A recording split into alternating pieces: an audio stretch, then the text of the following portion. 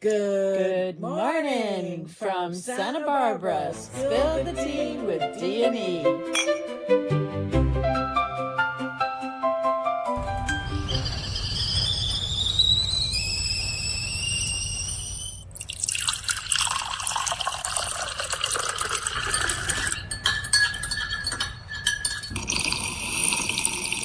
Hey, Earth Mama.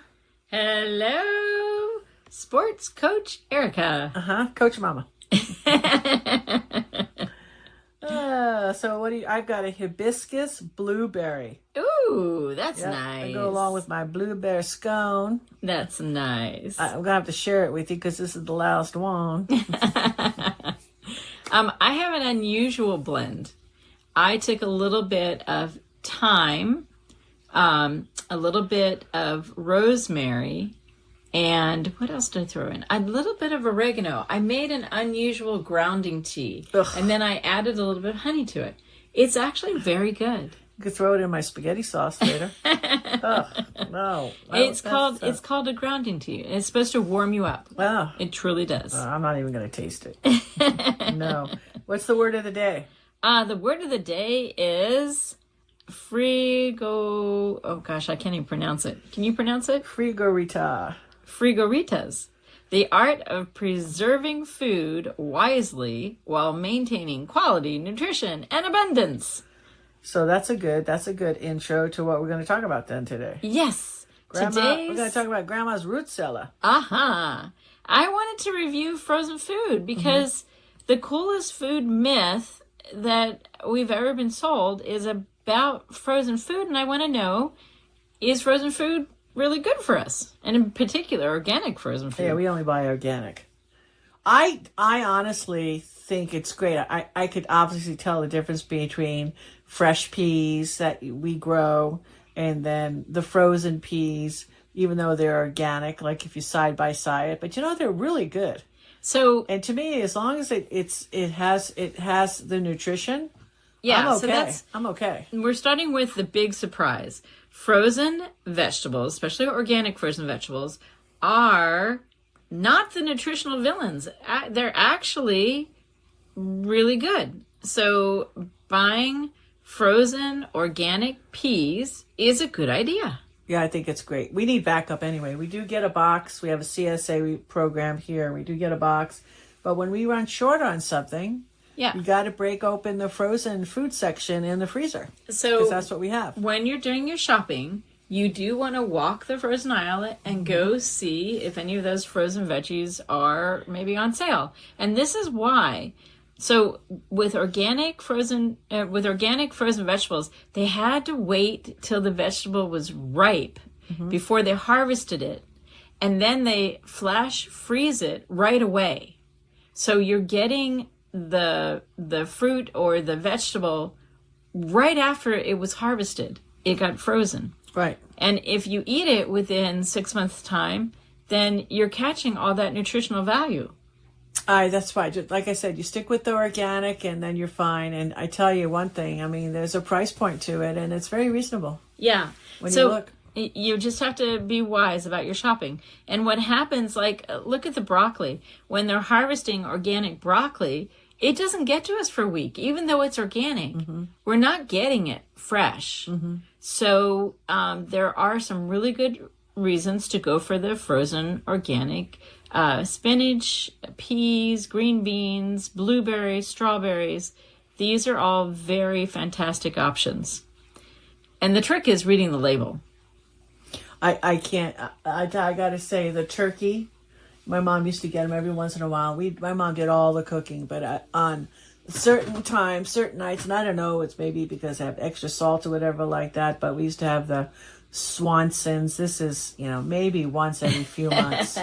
But my favorite was the turkey. The turkey and the gravy, the mashed potatoes, the stuffing. I mean, it was Thanksgiving in the house. Well, I mean, that was a different time back then, and you knew the turkey was actually turkey. It's now true. you don't necessarily know if it made in the lab. You have to find out, was it pasture raised and did it actually quack? Yeah, exactly. You're right. Cluck in a pasture. Well, we've learned a lot from the Amish too, don't forget too, because their cold storage. Yes. I mean, they've been preserving foods forever. Yes. So I like their techniques. Yeah, and we just want to be careful. I mean, they still use root cellars. Exactly. So exactly. my Oma had a root cellar. My grandmother had a root cellar. And she used to smoke all of her fish and her beef, and they slaughtered back there. I mean, it's very self-sustaining. Yeah.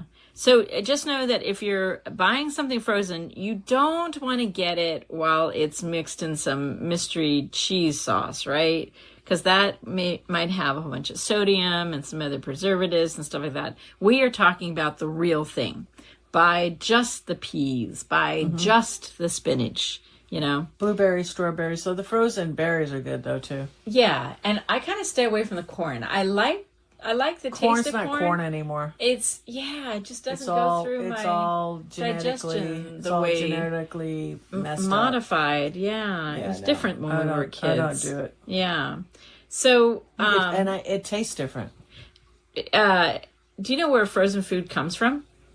Where does frozen food come from? No, I don't know where it comes from. There was a gentleman named Clarence Birdseye, and he changed everything in the late 1920s.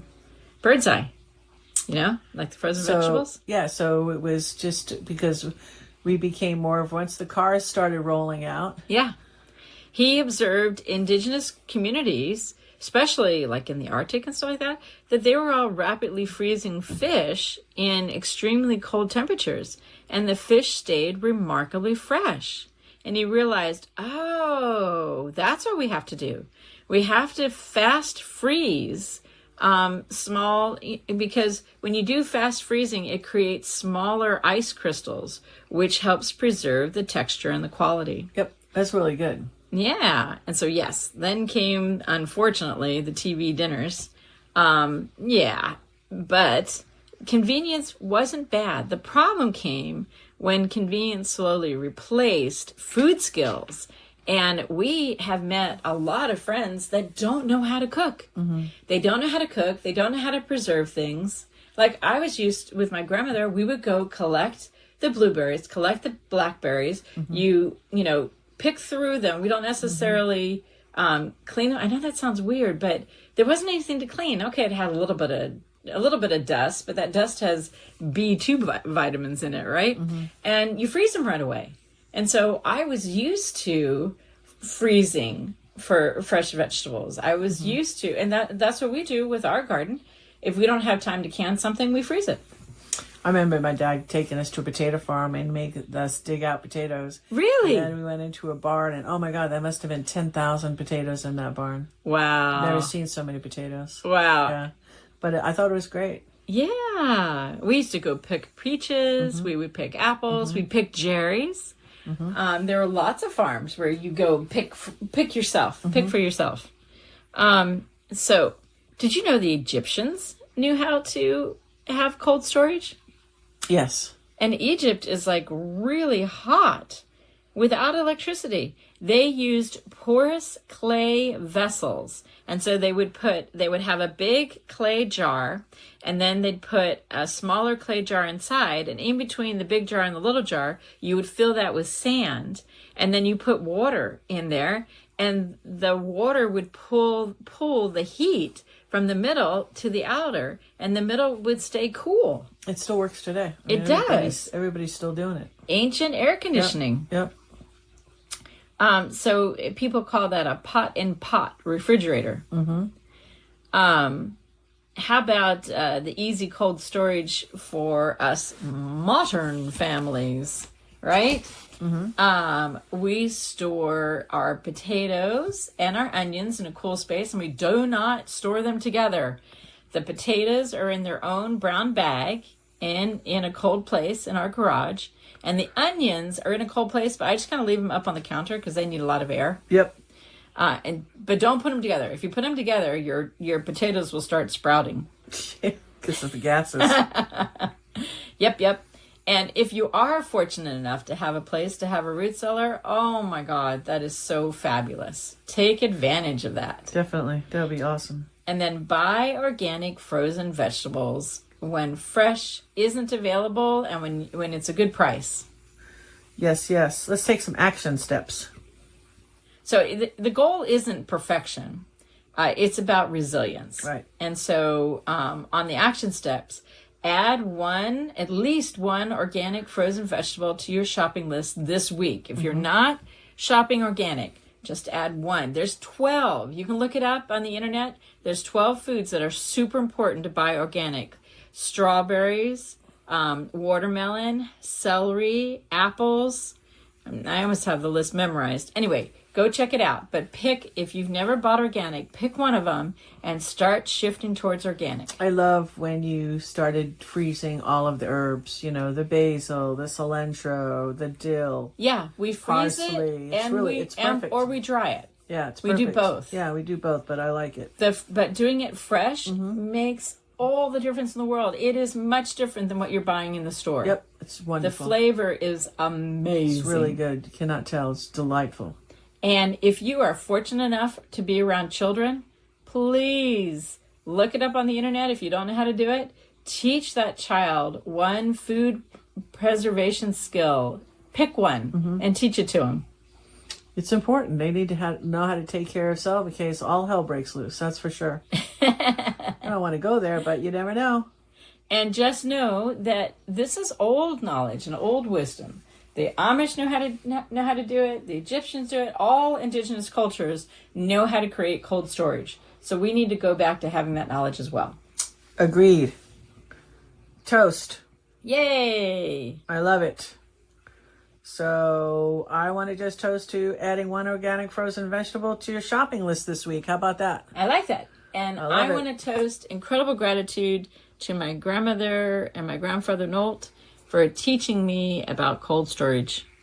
Yeah, it's true, because you definitely came in with a lot of knowledge, that's for sure. Yeah, and you know what the most important thing about storing ice cream? What? You want to make sure it's cold. Yeah. If the electricity goes out, you need to eat it up right away. Yeah, that's the first thing. That's the first thing that you got to eat. Definitely. All right, Dominique. Cheers. Cheers. Bye for now.